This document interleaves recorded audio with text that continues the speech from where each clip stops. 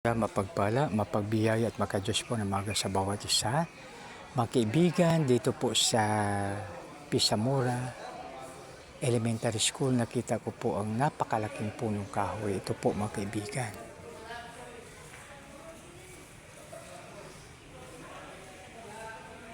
Sa mga roots pa lang po ay, ang sabi po, ilang drum na tubig ang ma-preserve nito, no? O mahuhold nito, no?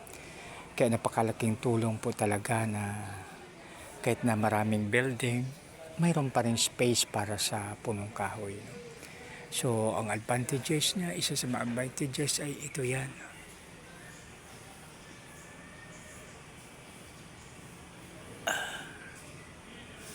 May mga ibon pa, may mga pugad po dyan, may mga bahay ng mga ibon, tapos pahingaan nila kung saan sila dumadapo paggabi, no?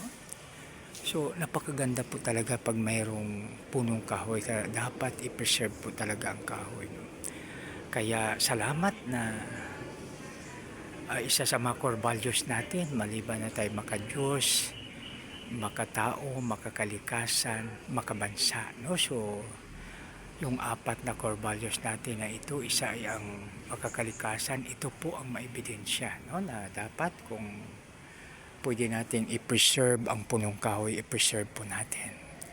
Dahil ito ay isa sa mga sagisag ng pagka-Pilipino natin na makakalikasan. Isang maganda, mapagpala, mapagbiyaya at makadiyos po na maga sa bawat isa. God bless us all.